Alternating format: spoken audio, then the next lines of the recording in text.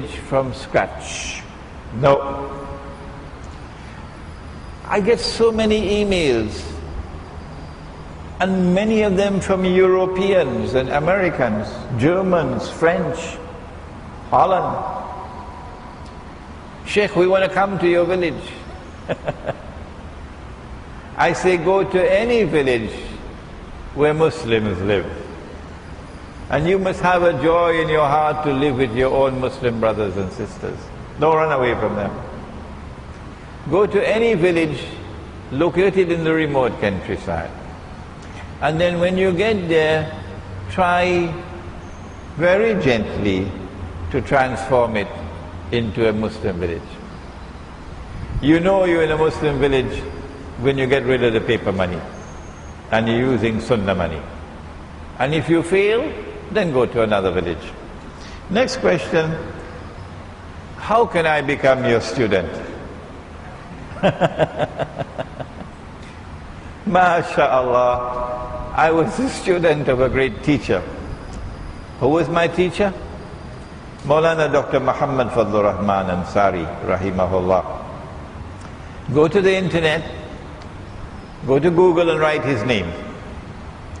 Dr. Muhammad Fadlur Rahman, F-A-Z-L-U-R, Ansari, and you see a website devoted to him.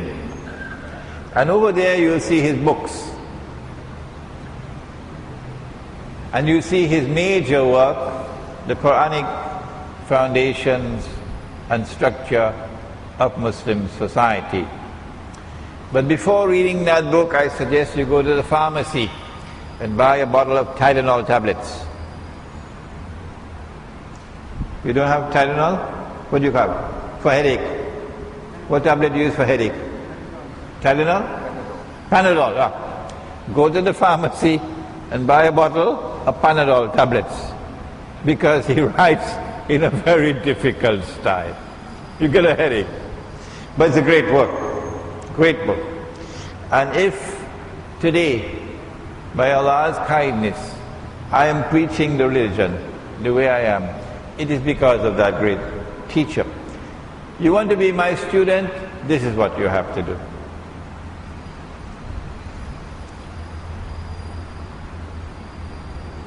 You have to take a decision. I'm devoting this life that Allah has given to me. I'm devoting this life to Him. So others will work and buy their Mercedes-Benz motor car, and they're going to have lovely homes in Gombak. And you will not have that. You will have a little kanchil. And you might be renting all your life. But the sacrifice that you make of the dunya is what is required in order to pursue knowledge and to emerge tomorrow as a scholar of Islam who will preach the deen. If you do not plant, you will not reap. You got to plant. You can begin by reading my books, by listening to my lectures. Many of the things I now teach you, I never had anyone to teach me. No. But when I return home, inshallah, which should be about 1 year from now, I am building a student village that in Malaysia you call a punduk. Punduk, yeah. And so you can come. A Malaysian gets only 1 month visa. And then you can apply for an extension, you get an additional 1 month. So when I enter Malaysia, they give me 1 month. And if I go and apply for an extension, I get 1 more month, then I have to leave. And then I can come back in. So long as you have a visa, you can stay. We build huts. That's what the Punduk has, huts. And in our huts, you will have cooking facilities. So a husband and wife can stay in a hut, or 2 men can stay, 2 women can stay. And we give you the groceries, but you must do your own cooking. So if you come from Indonesia, we want to taste some masakan Padang.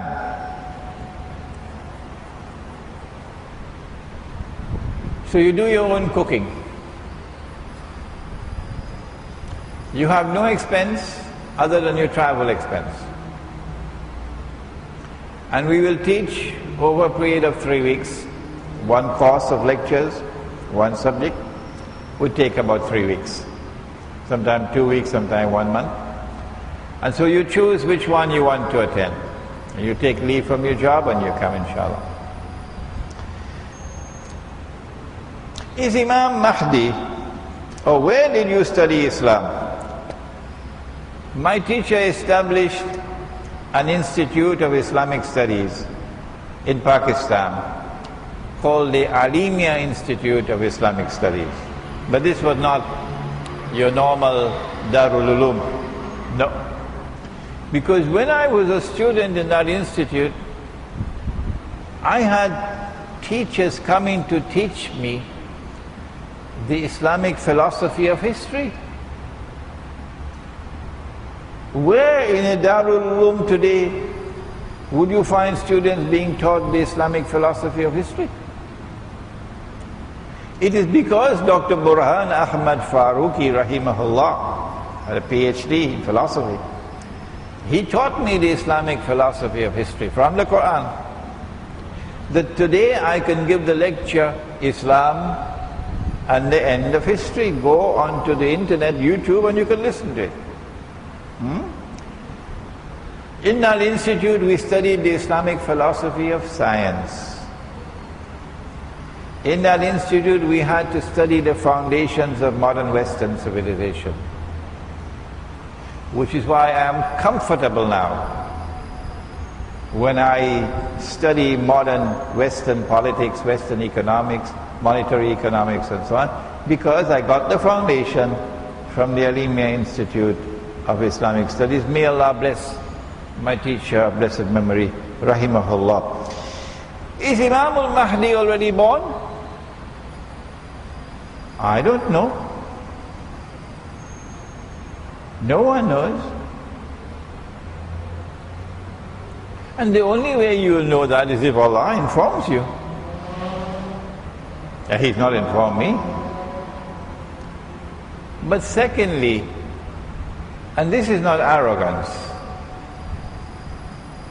I'm not interested. This is not arrogance. No, no, no. I am not interested in knowing whether he's born or not, because that is not important to me. Whenever he is born, Allah will protect him. And Allah will keep his identity secret. So I don't want to be sharing in that secret. So why do you ask me? When Allah chooses for him to come out, and that will be a time when a Muslim Khalifa will die, and here the word Khalifa means a ruler, and I believe it will be a Saudi ruler, and when he dies there would be disagreement concerning succession. You can easily see what is coming in Saudi Arabia, with all those 5,000 princes vying for succession. Maybe when Abdullah dies, the next one will come, and that will be when it happens. Who knows?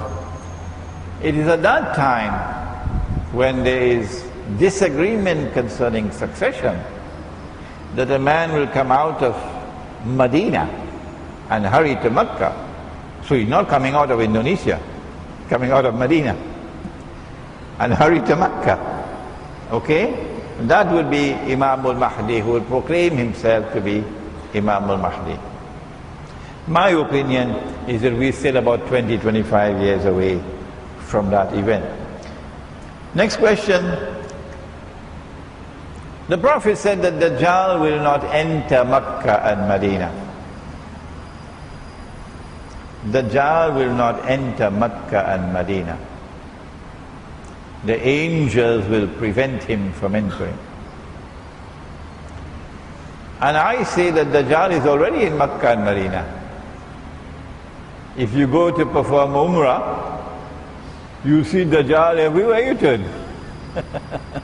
Meaning, you see the footprints of Dajjal, you see the evidence of Dajjal everywhere you turn. Go to Makkah and Medina today. What the hadith is saying is that at that time, when Dajjal will appear as a human being, at that time when he attacks Makkah and Medina, he will be attacking while riding on a donkey. You know about a donkey. And the donkey will fly, it has wings, and fly faster than the clouds. And the donkey will have his ears stretched out wide. Dajjal will be riding on that donkey. We have interpreted it to be fighter aircraft. But you don't have to accept our opinion. No. You can, if you wish, choose to wait for the flying donkey. We have interpreted it as the fighter aircraft. That Dajjal controls the skies. If you ask the Libyan leader, he will tell you Dajjal controls the skies. So at that time when Israel attacks, Makkah and Medina will be barred from them. They will not be able to attack Makkah and Medina because the angels will prevent them. Next question, will Gog and Magog be released into the world only after Nabi Isa alayhi salam kills Dajjal? The hadith is in Sahih Muslim that after Nabi Isa alayhi salam kills Dajjal, at that time Allah will send Gog and Magog. It never says that Allah will release Gog and Magog.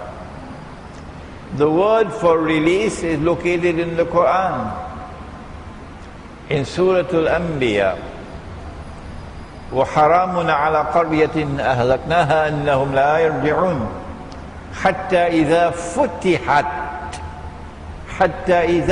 فُتِحَتْ يَأْجُوجُ وَمَأْجُوجُ وَهُمْ مِنْ كُلِّ حَدَبٍ يَنْسِلُونَ.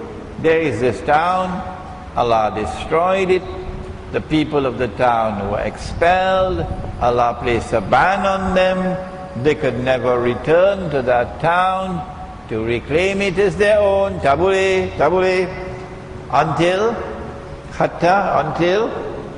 until Gog and Magog are futihat, released.